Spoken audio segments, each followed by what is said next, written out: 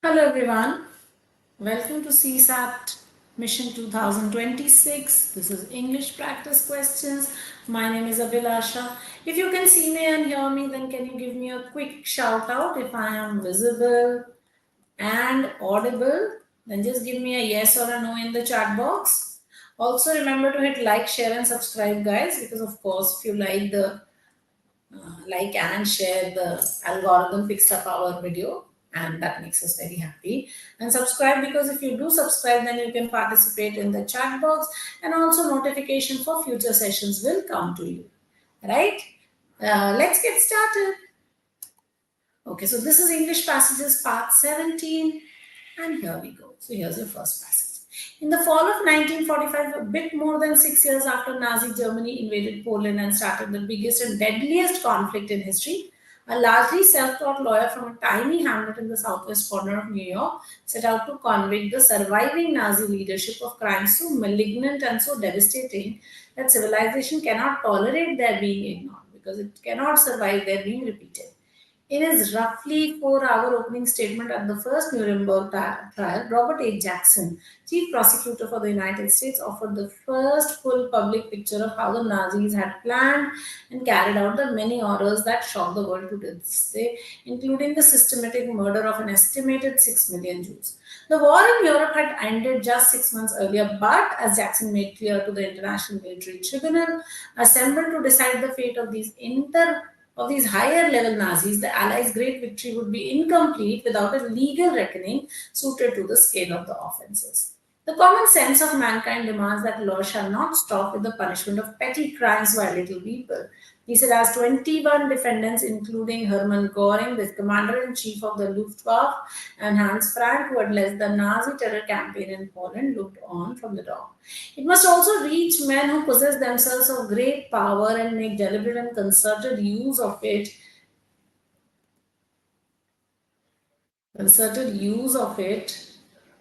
to set in motion evils which leave no home in the world untouched. The veteran litigator and his lawyer told the French, British, Soviet, and American judges hearing the case and the grieving world what was to come. We will give you undeniable proofs of incredible events.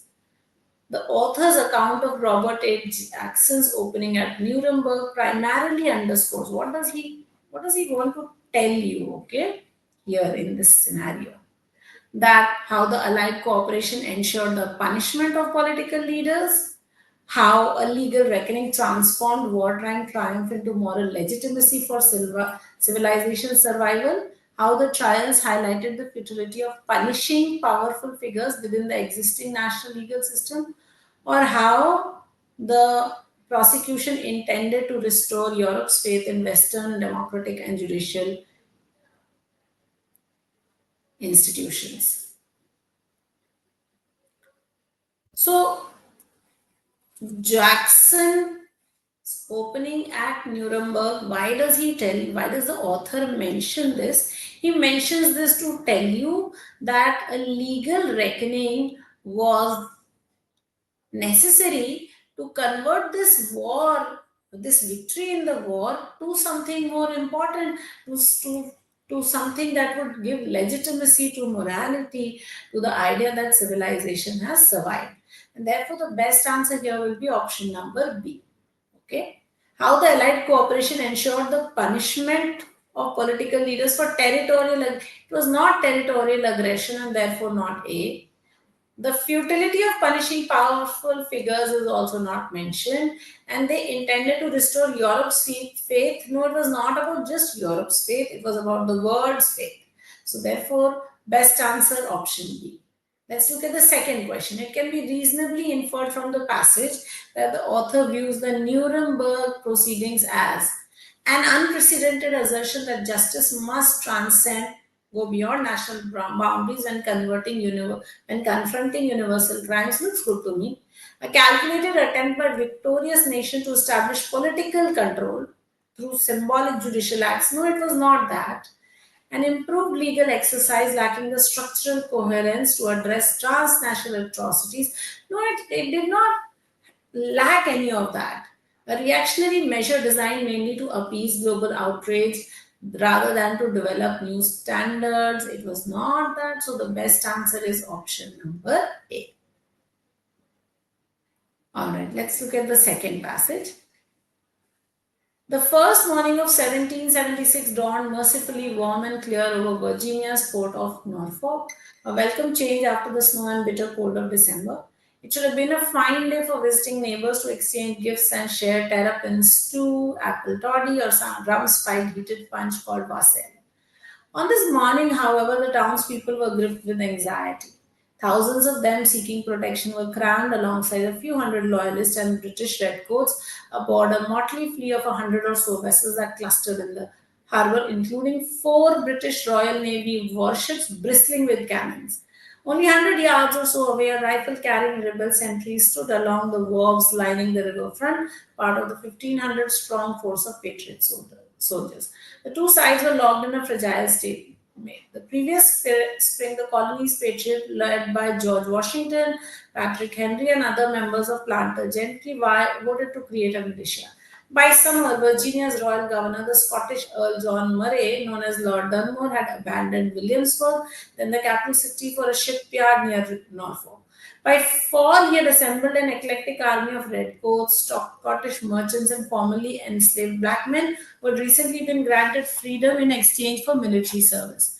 After the Patriots defeated his outnumbered force on December 9th at the Battle of Great Bridge, the governor and his supporters sought the safety of the ships, essentially handing control of the colony's premier port to the Patriot Army led by North Carolina Colonel Robert Howe and Virginia Colonel William Woodford. So now the description of Norfolk's tense New Year morning primarily reveals the precarious balance of fear and defiance that defined Virginia's shifting loyalty during the Revolutionary struggle. The triumphant consolidation of Patriot control following a decisive British surrender in the southern colonies. The growing influence of enslaved soldiers whose allegiance reshaped colonial military hierarchies in the war, or the helplessness of local civilians whose livelihoods were disrupted by an unprovoked colonial rebellion. So here there is what? There should have been hope and should have had, happiness, but instead the people are gripped with anxiety. So it is a precarious balance of fear and defiance that defined Virginia's shifting loyalties. Both sides, right? So therefore, A. From the description of events, it can be inferred that the author views Lord Dunmore's final position as indicative of loyalist resilience and the ongoing strength of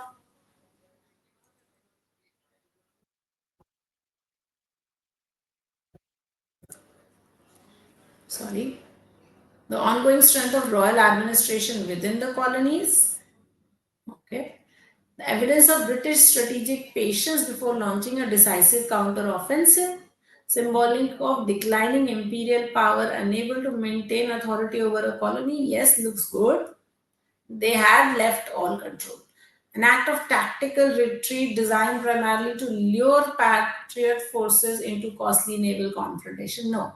So, best answer here will be option number C, because now he's defeated, he's run away, he has given up control. So, essentially, the imperial power was declining. That is what this passage says. All right, passage number 3. Let's take a look at the question. Paris, the city of light, is also the city of death.